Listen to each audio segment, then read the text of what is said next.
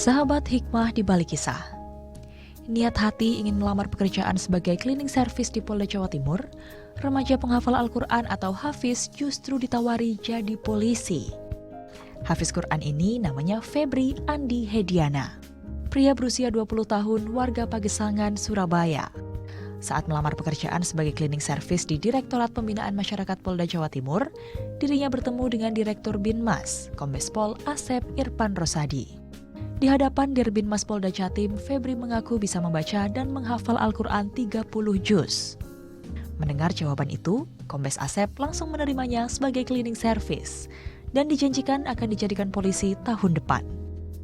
Tak disangka, percakapan antara Febri dengan Kombes Pol Asep diam-diam direkam dan diposting di media sosial oleh staf sipil Dirbinmas Polda Jatim. Video ini kemudian viral dan mendapat beragam komentar positif dari netizen. Tidak hanya itu, Febri juga diberikan tempat tinggal dan disiapkan ruang untuk tidur di Binmas. Sesuai instruksi Kapolri, Polda Jawa Timur sudah beberapa kali melakukan rekrutmen anggota Polri lewat jalur khusus proaktif, afirmasi, atau prestasi.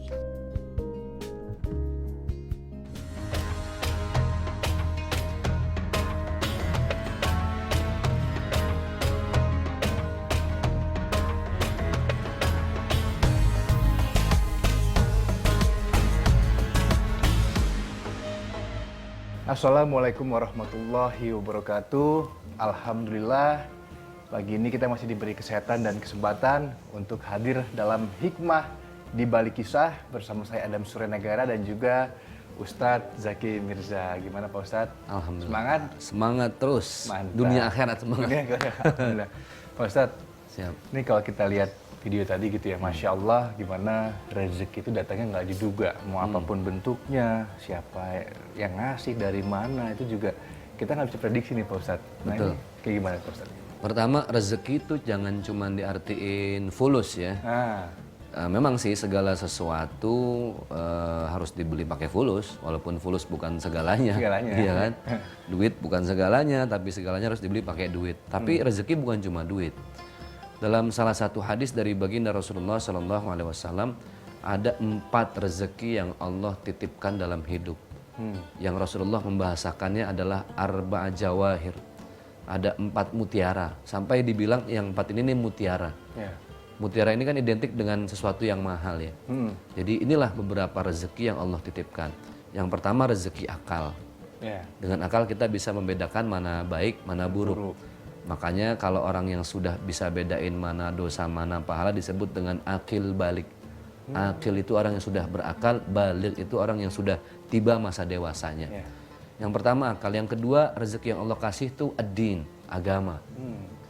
Bayangkan kalau kita hidup tanpa agama, waduh, ini mabok di mana-mana gitu kan. Zina di mana-mana, karena ada agama semuanya diatur. Rezeki yang ketiga yang nggak kita sangka-sangka itu adalah rasa malu. Rezeki juga? Rezeki, rasa malu. Coba kalau nggak punya rasa malu, kemana-mana nggak pakai baju nggak malu dong.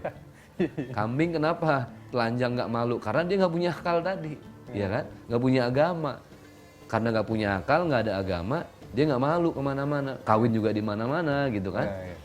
Dan yang keempat, ini yang jarang kita sangka-sangka bahwa ternyata pahala dari ibadah kita itu juga rezeki. Rezeki yang harus kita kumpulin dan harus kita jagain. Nah, cuman 4 rezeki ini hati-hati dia bisa hilang, cepat banget hilangnya. Akal, rezeki ini kan rezeki akal. Dia bisa hilang dengan marah. Kalau orang udah marah kehilangan akal. Al-ghadabu yuzilul akal. Hati-hati loh, ngejagain akal tuh susah. Musuhnya yang marah. Kedua, ad-din, agama. Bisa hilang juga rezeki agama itu. Dengan apa? Dengan iri dengki, hasud dan hasad. Senang lihat orang lain susah. Susah lihat orang lain senang. Itu agama bisa hilang. Pahalanya menguap. Yang berikutnya adalah al-haya. Rezeki rasa malu bisa hilang dengan at-tamak. Tamak. Kan tamak dari bahasa Arab, at-tamak, rakus.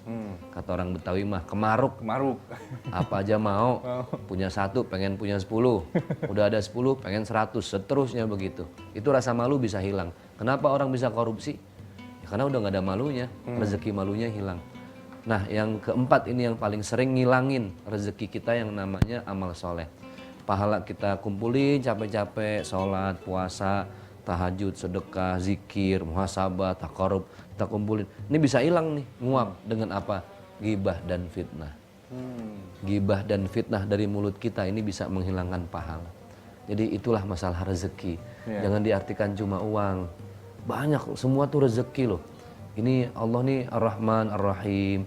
Allah itu memberikan rezeki min haitsu la yahtasib, enggak diduga-duga kan.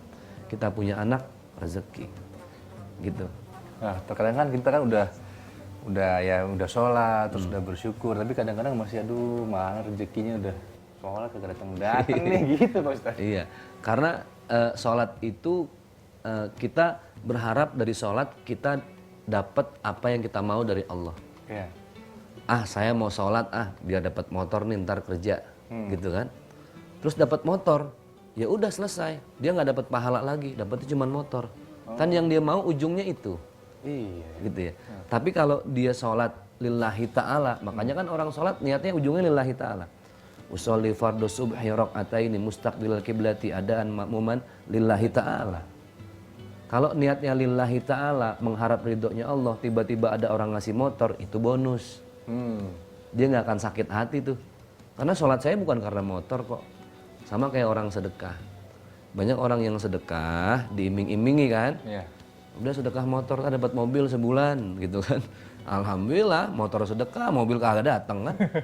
Sakit hati dia karena niatnya itu hanya urusan mobil. Mobilnya nggak dapet, sakit hati. Tapi kalau niatnya lillahi ta'ala nggak dapat mobil, itu jadi tabungan. Investasi akhirat namanya. Ya, bonus ukhrawi lah gitu. Tapi kalau niatnya cuma karena mobil, betul mobilnya dapat, selesai. Nggak dapat apa-apa lagi nanti di akhirat. Kan maunya cuma itu doang, nggak tahu. Gitu. Kalau misalkan yang tadi Pak Ustadz ini kan rezeki datang kepada yang hafiz Quran. Nah, ini yang hafiz Quran ini pahalanya gimana Pak Ustadz? Waduh, hafiz Quran nih dahsyat. Makanya saya sudah 2 tahun ini berjibaku di pelosok-pelosok ngajak para jamaah mengenalkan bahwa sedekah Al-Quran tuh hebat. Mas Adam sibuk nih, nggak punya banyak waktu gitu ya. Iya. Mau baca Quran susah, ngafal Quran susah. Tapi sedekah Quran deh, ngasih Al-Quran ke rumah yatim, kan dapat pahala tuh. Iya. Ya. Apalagi ada anak kecil yang menghafal Al-Quran. Iya. Kan yang dihitung ini sama Allah bukan per juz, bukan per surat, bukan per kalimat, bukan per ayat, tapi per huruf. Yang dilipat gandakan sama Allah tuh per huruf kalau orang menghafal Al-Quran. Bersedekah pun sama. Alif, Lam, Mim, 3 huruf. Yang dilipat gandakannya dari 3 huruf itu. Tapi hati-hati jangan sampai terjebak pada menghafalnya, tapi tidak berusaha untuk mengamalkannya. Iya. Itu yang repot. Karena masih jauh lebih baik ketika orang berusaha menghafal, walaupun belum hafal, tapi dia banyak mengamalkannya. Daripada orang yang sudah menghafal, tapi nggak pernah mengamalkannya, ilmu jadi sia-sia. Gitu. Oke, Pak Ustadz. Berarti kan artinya ya tadi ya rezeki bisa datang kapan aja, yang penting apapun yang datang kepada kita, intinya kita bersyukur ya Pak Ustadz. Betul. Termasuk juga diberi kesehatan. Nah, kita akan bahas setelah ini bagaimana adab bersin yang baik. Tetaplah di Hikmah di Balik Kisah.